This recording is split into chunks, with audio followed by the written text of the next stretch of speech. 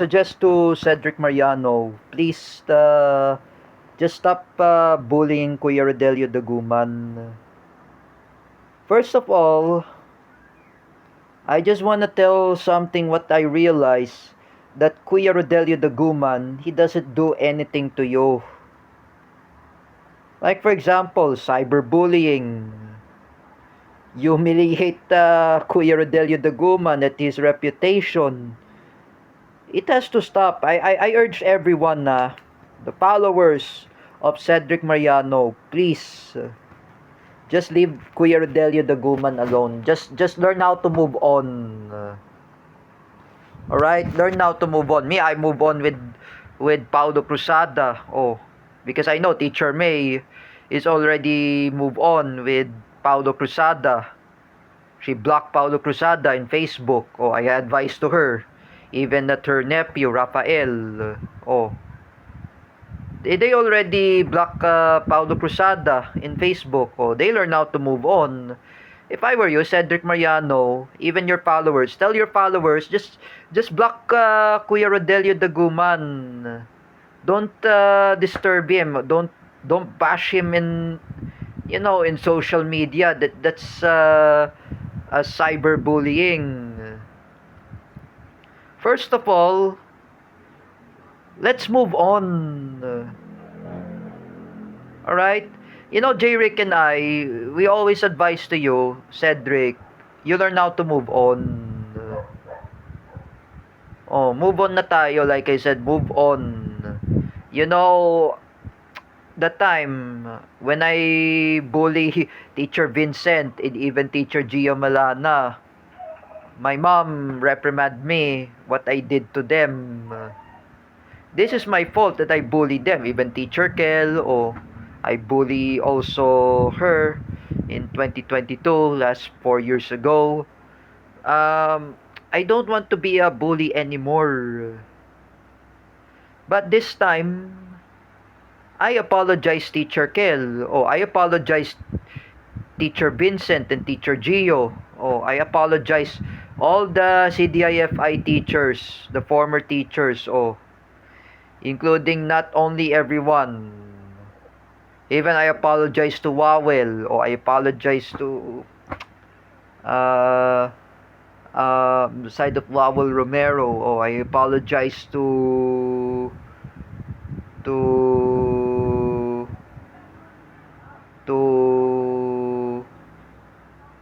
my former schoolmate, Rafa Soco. I apologize also for what I did. For the followers of Cedric Mariano, just move on about Kuya Rodelio Daguman.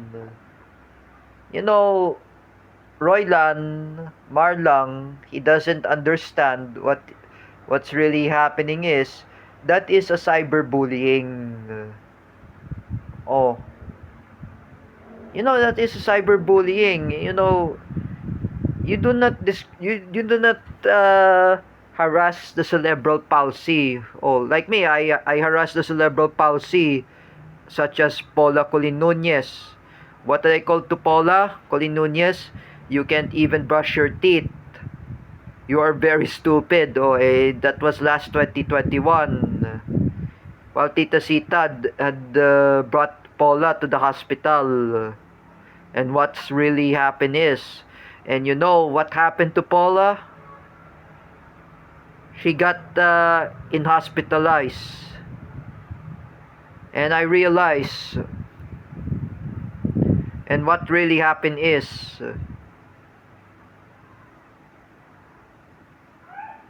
that Paula was being hospitalized. And now I realized that Gima Casandil, my arch enemy, had bashed me in Messenger for what I did to Paula.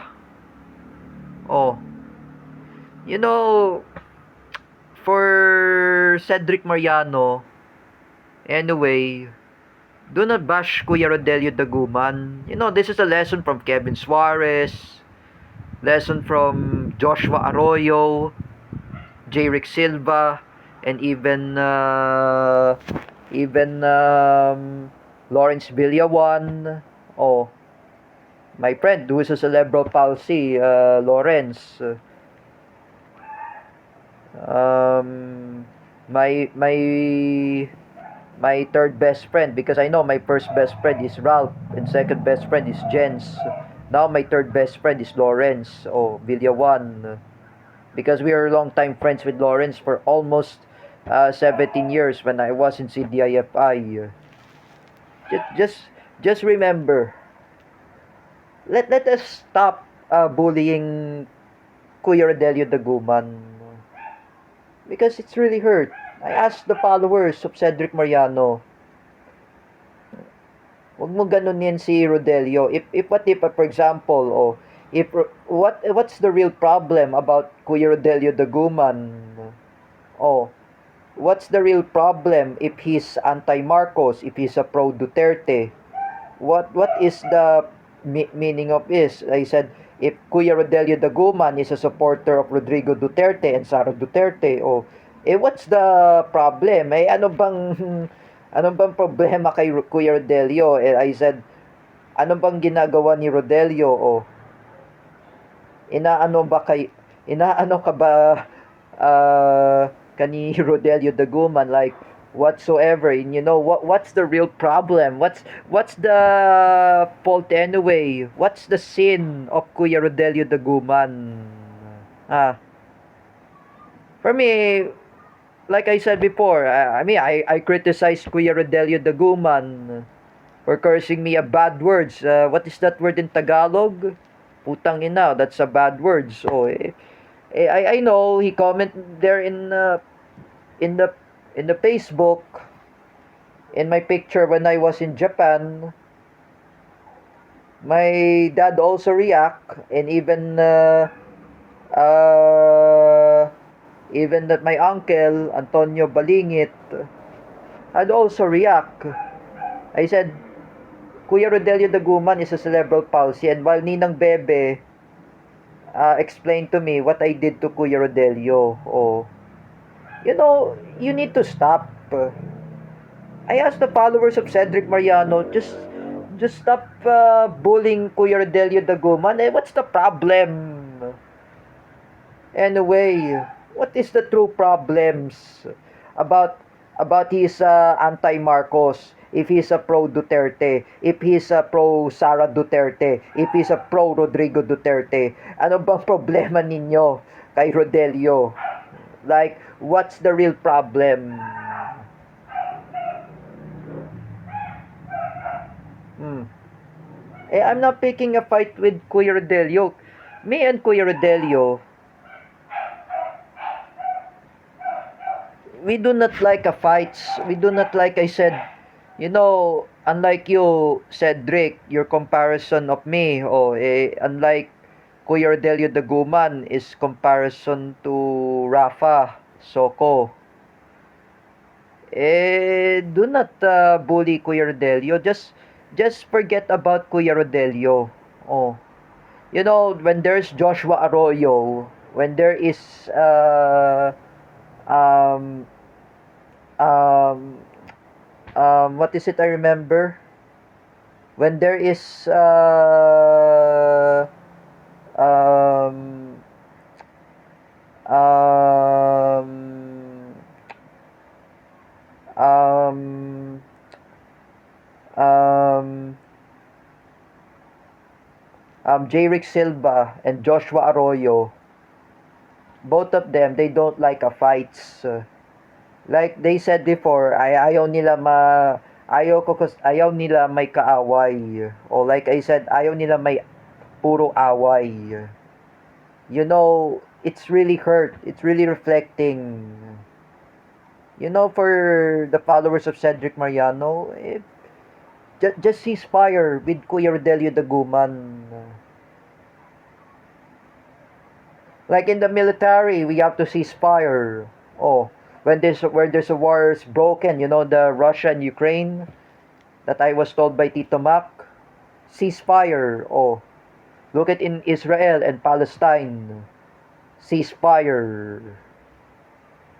And not only the ceasefire, look at in North Korea and South Korea. They are they're planning to ceasefire and they want to have a peace talks. Oh, that's always to be ceasefire. Oh, first of all, I suggest to the followers of Cedric, I suggest to everyone, including Sangkay Janjan, Nino Barsaga, Romeo TV Vlog, even the other Marcos loyalists, stop bashing against Kuya Rodelio Daguman.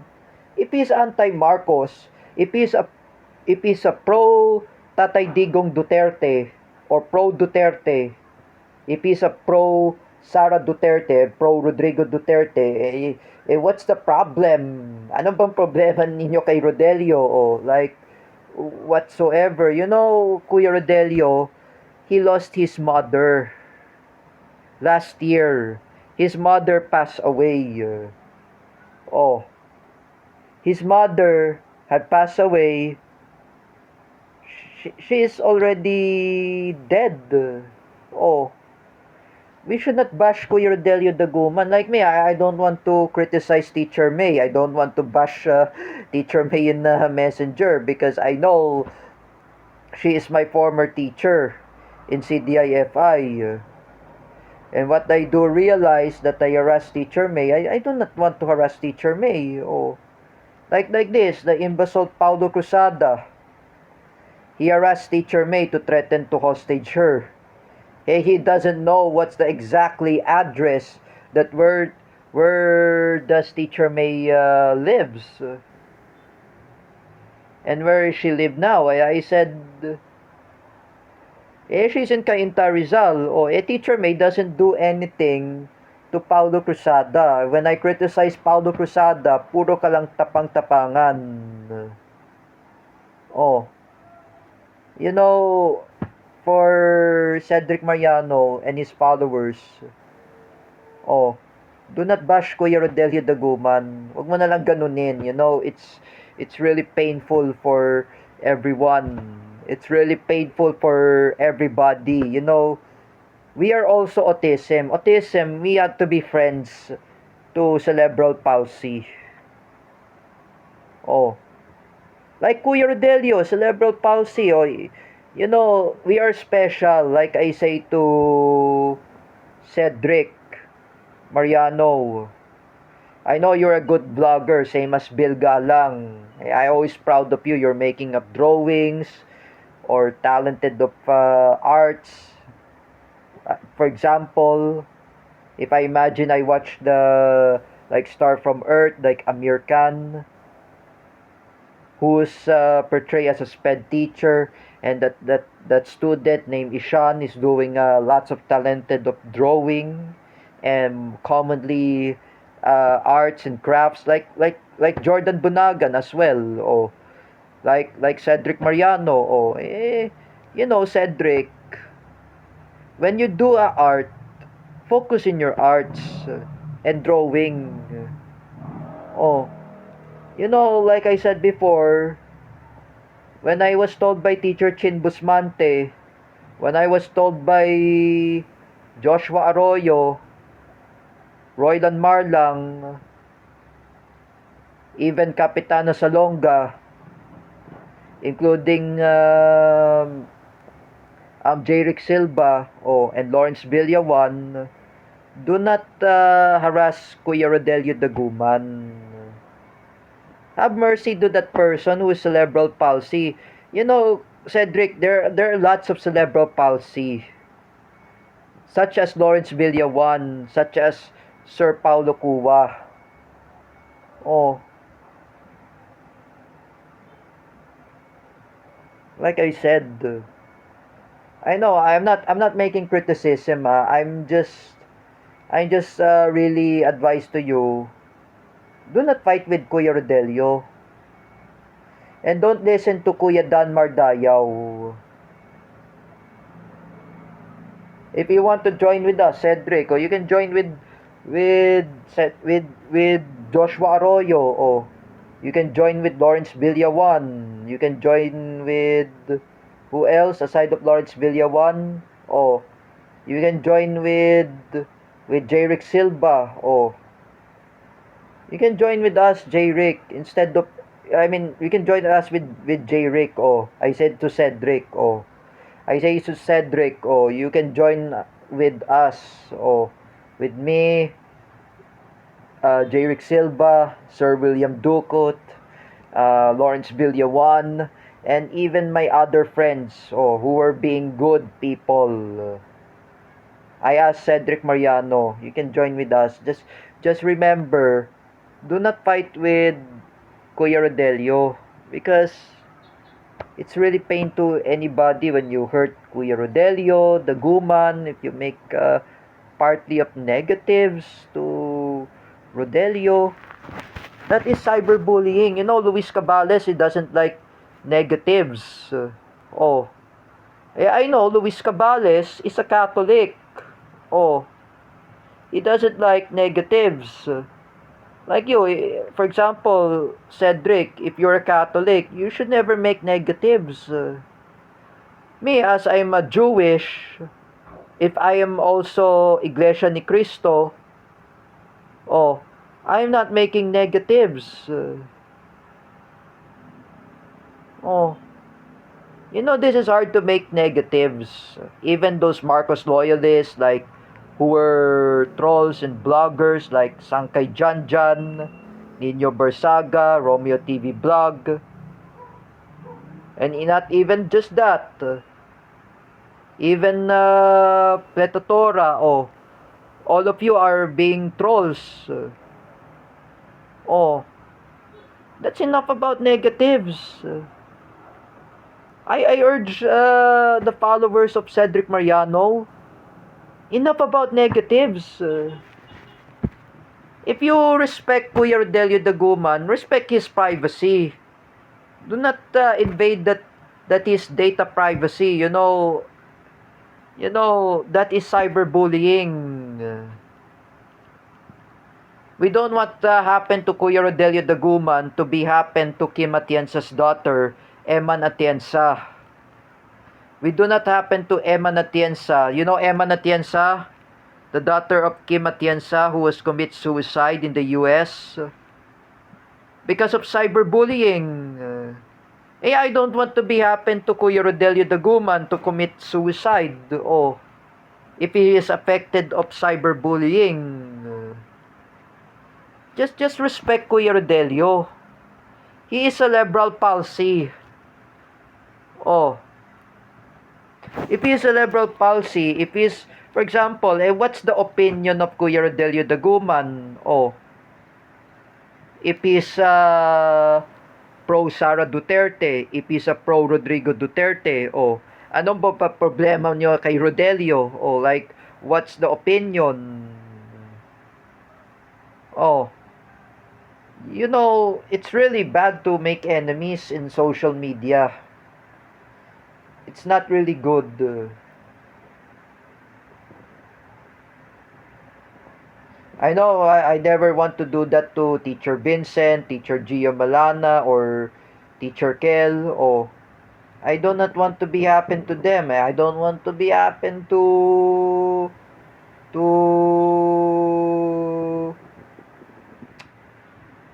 also to Teacher Jessa Fernandez. Oh, I don't want to be happen to her. Or even Teacher May Tiburcio. And I don't want to be happen.